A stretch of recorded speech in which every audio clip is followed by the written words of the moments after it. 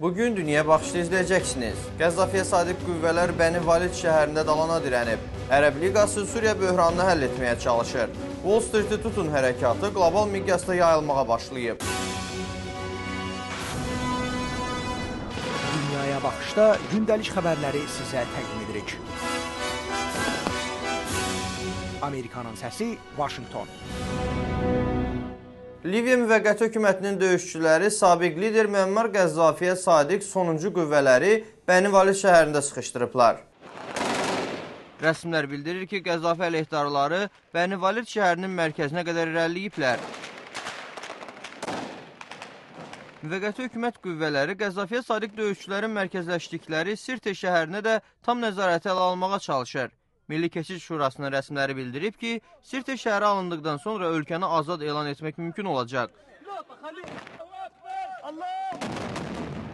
Bu arada Suriyada qərargahlanmış Qəzzafi televiziya stansiyası bildirib ki, sabiq liderin oğlu Xamis Tripoli şəhərinin cənubunda avqust ayının sonunda keçirilən döyüşlərdə ölüb. Ərəb Liqası Suriyada hökumətlə müxalif qruplar arasında davam edən qarşıdurmaya son qoymaq məqsədi ilə bir araya gələcəyini bildirib. Liqanın baş katibi Nabil Elabari deyib ki, qrup 15 gün ərzində diyaloqa başlamağı planlaşdırır. O, dünən Qahirədə Ərəb Xarici İşlər Nazirləri ilə keçirdiyi növbədən kənar iclasdan sonra danışıb.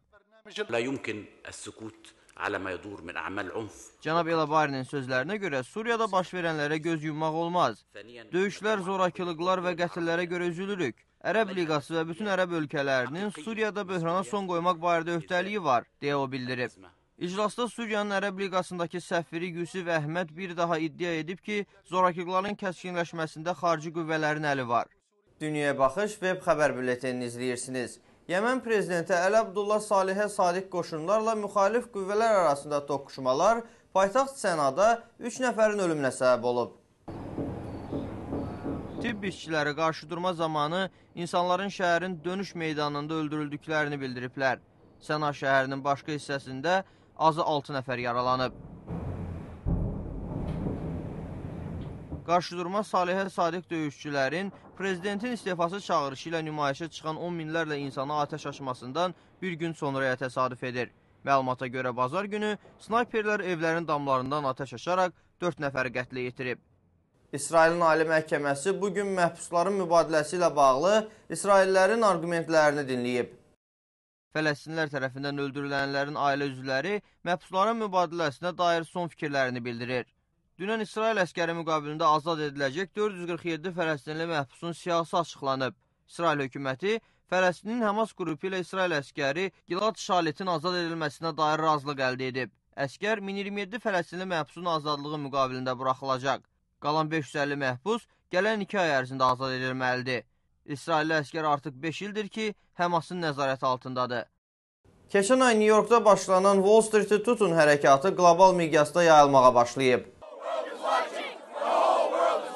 Asiya və Avropa ölkələrində geniş miqyaslı aksiyalar keçirilir. Dünən minlərlə insanın iştirakı ilə dinc yürüyüş keçirilib. Lakin Romada zorakılıqlar baş verib. Yüzlərlə maskalı insan bank və mağazaların şüşələrini daş və butulkalarla sındırıb. 70-dən artıq adam xəsarət alıb.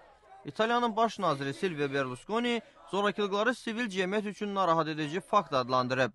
Roma şəhərinin meri təmir xərclərinin 1,4 milyon dollar təşkil etdiyini bildirib. Londonda isə müqəddəs Pavel meydanı yaxınlığında etirazçılar düşərgə qurub.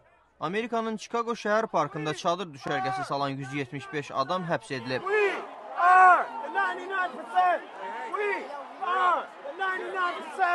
Nümayişçilər korporasiyalar əleyhinə çıxış edərək iqtisadi qeyri-mütənasibliyə etiraz ediblər.